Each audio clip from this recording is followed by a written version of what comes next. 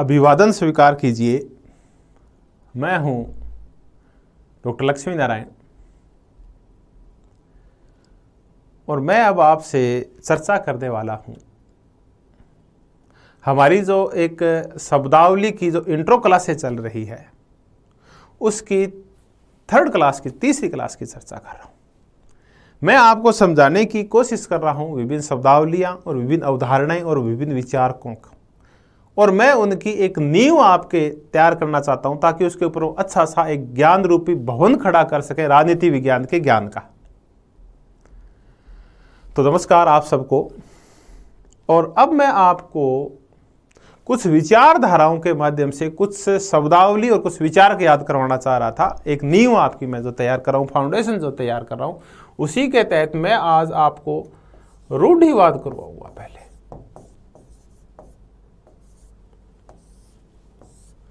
इस रूढ़िवाद को एक और पर्यायवाची शब्द है अनुदारवाद।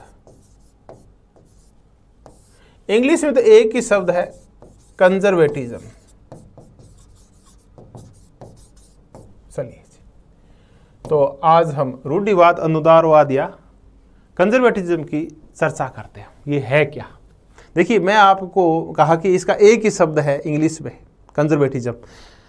अगर आप अपनी सफलता को सुनिश्चित करना चाहते हैं और आप ये चाहते हैं कि प्रत्येक 100 क्वेश्चन के पीछे 4-5 क्वेश्चन आपके और सही हों, तो मैं जिन जिन शब्दों की आपको इंग्लिश बताऊं वो सब जरूर याद कर लें। जिन शब्दावलियों की मैं इंग्लिश लिखता हूं वो जरूर याद कर लें, क्योंकि उससे ना समझना बहुत आसान हो जाएगा। दिक्कत ये है कि हमारे यहाँ हिंदी की मानक शब्दावली का अभाव है, इसलिए एक ही इंग्लिश शब्द के लिए भांति भांति के विचारक अलग अलग शब्दों का प्रयोग करते हैं। संकट ये है, अगर इंग्लिश में एक ही शब्द है जो सिंपल सा होता है, अगर आप ऐसे 100-150 इंग्लिश के शब्द और टर्म्स समझ जाते हैं तो आप मान के चलिए पॉलिटिकल साइंस समझना आपके लिए बहुत आसान हो जाता है। तो आप इंग्लिश जरूर देखें किसी भी शब्द की। आप जरूरी नहीं कि पूरी लाइन की आप इंग्लिश दे दें, लेकिन कुछ पर्टिकुलर 150-200 शब्द हैं, उनको अगर आप इंग्लिश में देख लेते हैं तो आपके 100 के पीछे 4-5 क्वेश्चन सही होते हैं और समझ ज्यादा विकसित होती है आपकी।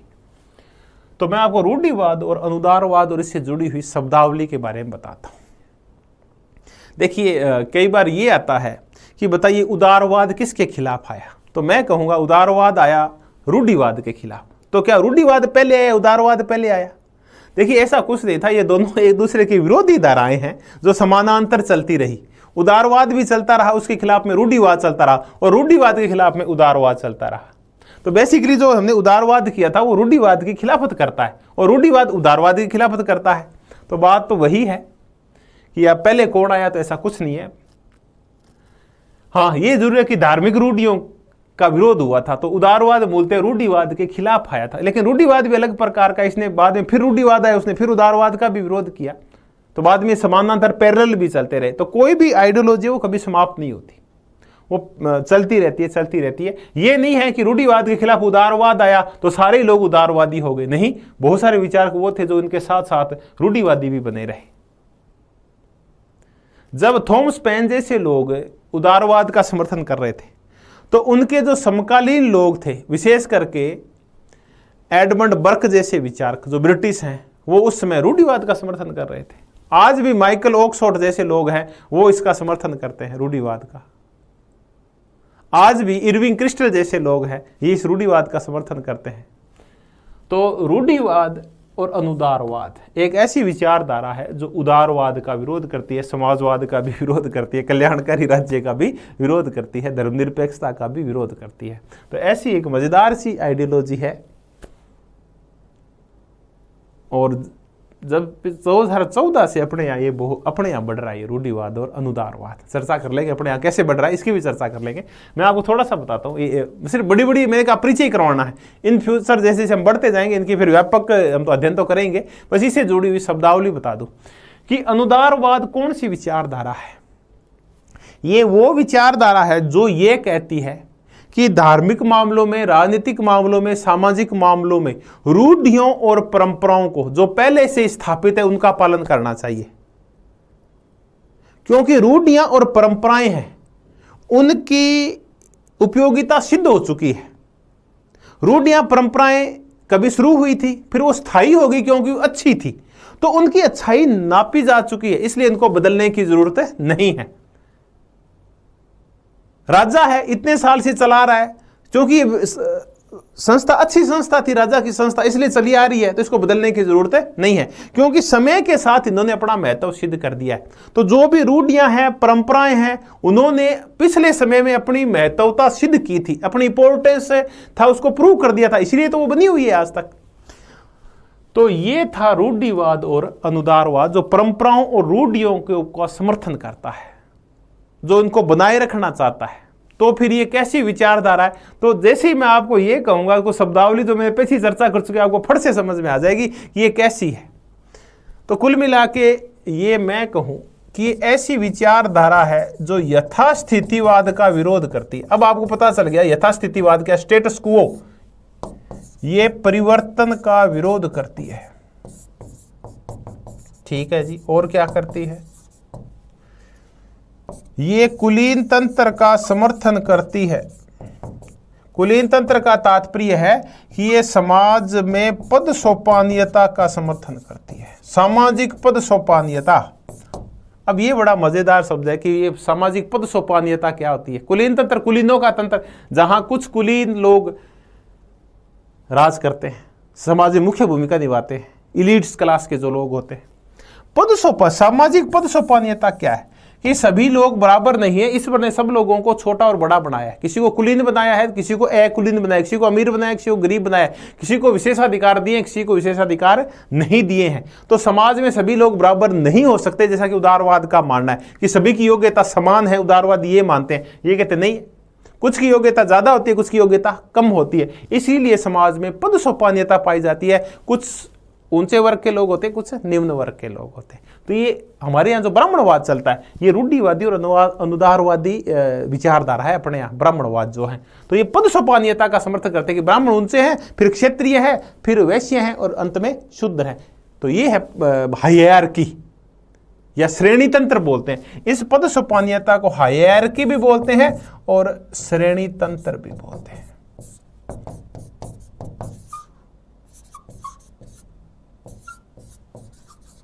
हायरार्की, हायरार्की का तात्पर्य है सामाजिक पद सोपानीयता, भेदभाव होता है समाज में, सारे लोग समान नहीं होते। देखिए और काय का समर्थन करते हैं, ये ऑर्गेनिक सोसाइटी का समर्थन करते हैं। अब मैं ये बता दूं, ऑर्गेनिक सोसाइटी है, ये विरोध करती है व्यक्तिवाद का, ये आपके समझ में आ चुका। ये विशेष विरोध करती है अणुवादी समाज का। ऑर्गेनिक सोसाइटी को जैविक समाज बोलते हैं, यानी अंगों की बजाय जीव महत्वपूर्ण होता है। यानी ये शरीर महत्वपूर्ण है, अंग महत्वपूर्ण नहीं है। ये पूरी हुल बॉडी है, पूरा समाज महत्वपूर्ण है, व्यक्ति महत्वपूर्ण नहीं है। इस अकेली अंगुली का कोई महत्व नहीं है। इसका महत्व तभी है जब ये शरीर के साथ जुड़ी हुई है। इस अंगुली को काट के फेंक देंगे तो बॉडी खत्म नहीं हो जाएगी। तो ऐसा ये मानते हैं रूढ़िवादी और अनुवादवादी। ये कहते हैं कि समाज महत्वपूर्ण है, व्यक्ति महत्वपूर्ण नहीं है। इसलिए व्यक्ति को समाज के अकॉर्डिंग चलना चाहिए, न कि समाज को व्यक्ति के अकॉर्डिंग। यानी व्यक्ति अबाध रूप से स्वतंत्र नहीं है, जैसा कि उदारवादी मानते थे। तो ये समाज को ऑर्गेनिक मानते हैं, यानी जैविक समाज का समर्थन करते हैं। इसका तात्पर्य समाज महत्वपूर्ण है और समाज ने जो परंपराएं और रूढ़ियां डिसाइड कर दी है, प्रत्येक व्यक्ति का यह कर्तव्य बनता है कि उन परंपराओं और रूढ़ियों का वो क्या करे, वो पालन करे। और देखें, हाँ, आर्थिक क्षेत्र में ये कैसे है? तो देखिए, आर्थिक क्षेत्र में ये पूंजीवाद का समर्थन करते हैं। यानी आर्थिक क्षेत्र में ये जरूर मानते हैं कि संपत्ति का अधिकार होना चाहिए। ठीक है, संपत्ति का अधिकार का समर्थन करते हैं। ये है रूढ़िवाद।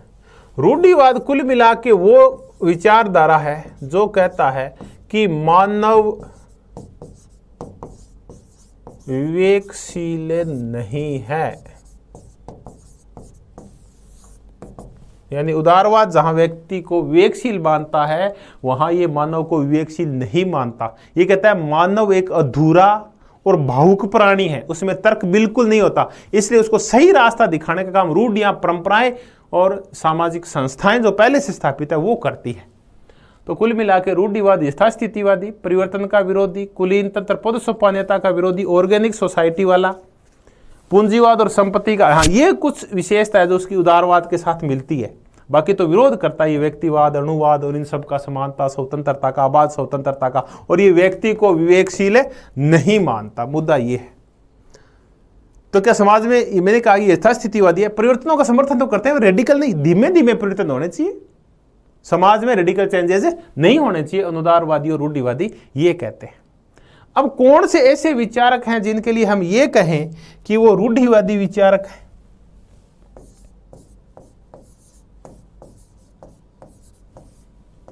अब मैं आपको कुछ रूढ़िवादी विचारक करवा देता हूं, ज्यादा नहीं है, 3-4 नाम याद करेंगे, इतने में आपको समझ में आ जाएगा।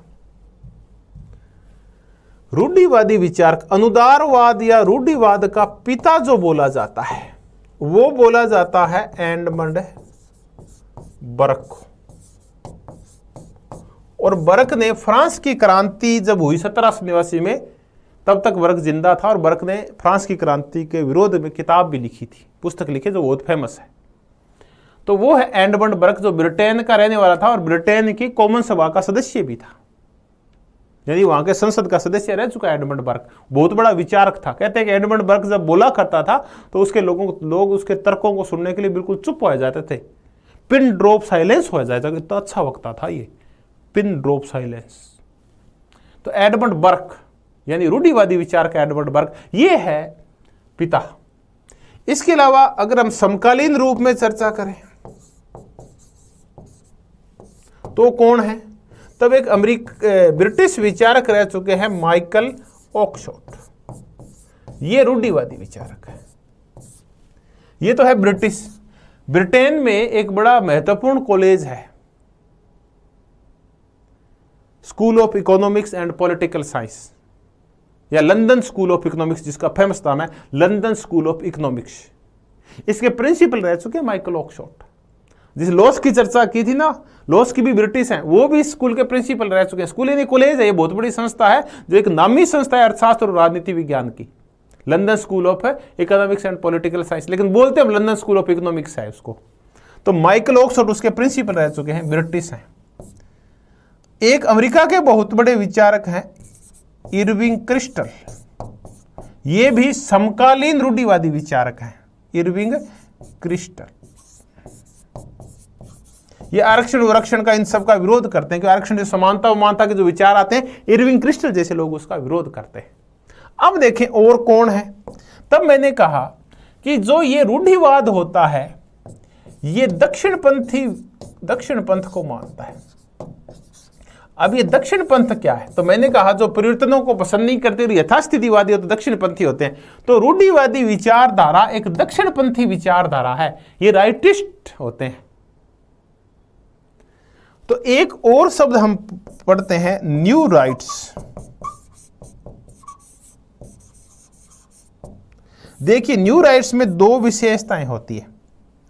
जब हम एक तरफ मिला दें उदारवाद को, शास्त्रीय उदारवादी विशेषताएं, और दूसरी तरफ मिला दें रूढ़िवाद को। जब आप समाज में तो रूढ़िवाद का समर्थन करें, पद सोपानीय समाज को माने, समाज में कुलीन तंत्र को माने, लेकिन आप अर्थव्यवस्था के क्षेत्र में उदारवाद को माने, अर्थव्यवस्था या आर्थिक क्षेत्र में, यहां आप समाज के नियंत्रण में हैं और आर्थिक रूप से आप बाजार है वो स्वतंत्र है। आर्थिक स्वतंत्रता, सामाजिक नियंत्रण, तब बनता है न्यू राइटिस्ट या नव दक्षिण पंथ। देखिए हम चर्चा कर रहे थे कि ये नव उदारवादी टाइप होते हैं।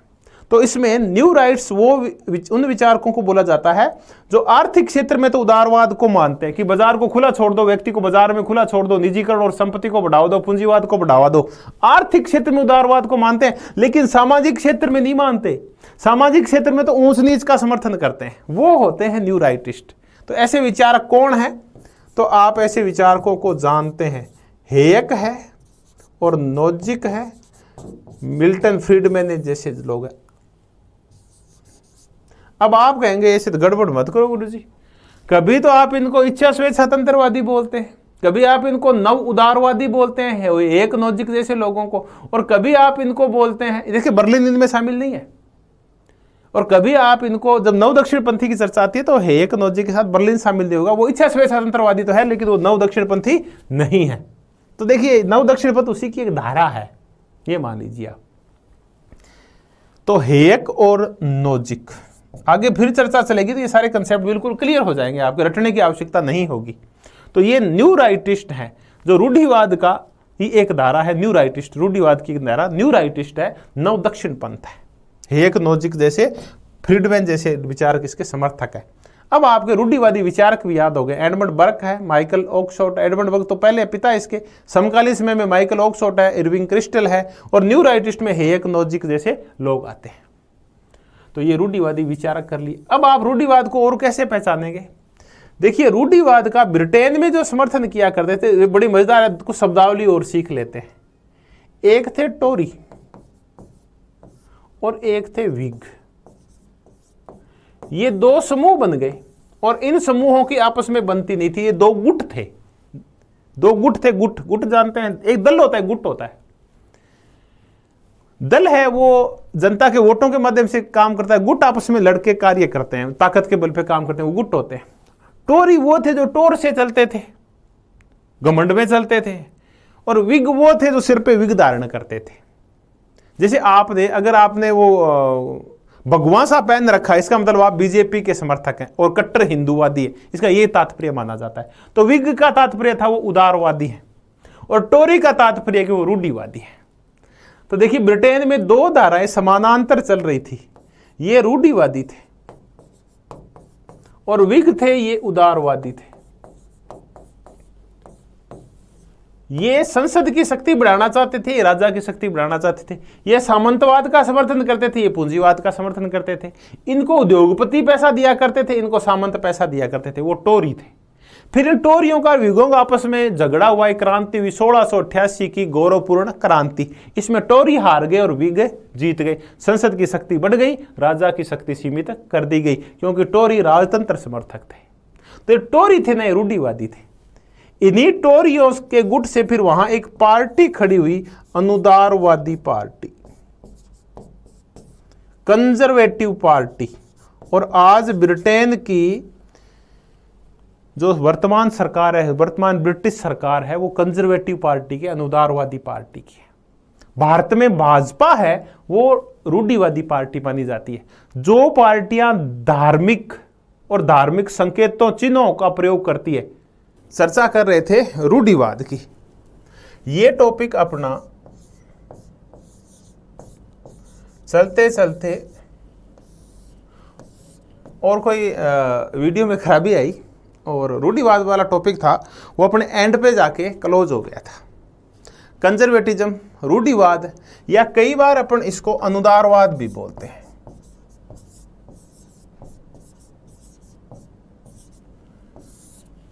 तो हमने समझा कि रूढ़िवाद क्या है, इसकी बेसिक थीम्स क्या है, मेन कंसेप्ट क्या है इसके, और हमने ये भी समझा कि कौन कौन से ऐसे विचारक हैं जो पुराने समय में रूढ़िवाद को मानते थे, और नव रूढ़िवाद का रूप क्या है। इरविंग क्रिस्टल वगैरह की चर्चा की हमने न्यू राइट्स की चर्चा की। देखिए जो पॉलिटिकल साइंस है,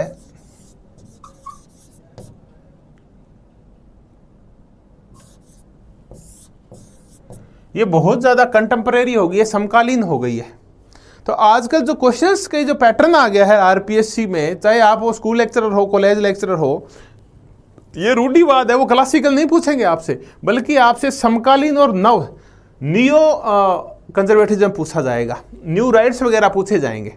तो आप जब भी कोई भी थ्योरी पढ़ें, आप कोई भी थॉट पढ़ें, आप कोई भी आइडियोलॉजी पढ़ें, कोई भी कंसेप्ट पढ़ें, तो समकालीन जो कंसेप्ट है ना, जो पिछले 20-30 साल में पॉलिटिकल साइंस में जो चेंजेज आए हैं, जो नई चीज़ें आई है 40-50 साल में, कुल मिला के ये मानिए 1970 के बाद, पोस्ट बिहेवियरलिज्म के बाद, उत्तर आधुनिकतावाद के बाद पॉलिटिकल साइंस में क्या हुआ है, इसके ऊपर ज़्यादा बल दिया जा रहा है। तो ट्रेंड यही है। तो अपन भी स्टूडेंट को फॉलो कर रहे हैं, और 1970 के बाद जो कुछ नया हुआ है, चाहे इकोनॉमी हुआ है, पॉलिटी में हुआ है, दोनों को जोड़ के जो कुछ हुआ है, तो उसके अकॉर्डिंग मैंने न्यू राइट्स करवाया था। और मैंने ये कहा था कि ये लेफ्टिस्ट और राइटिस्ट शब्दों की चर्चा की थी हमने। मैंने आपको ये भी समझाया था कि कुछ पार्टीज को भी आप रूढ़िवादी, अनुदारवादी या ऐसा नहीं कह सकते, तो इसका संबंध राइटिस्ट से भी है।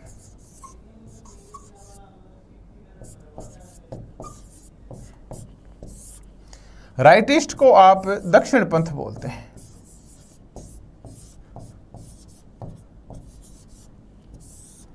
दक्षिण पंथ, तो ये रूढ़िवादी राइटिस्ट होते हैं, ये भी अनुदारवादी टाइप मान लीजिए आप, ये ऐसे ही होते हैं।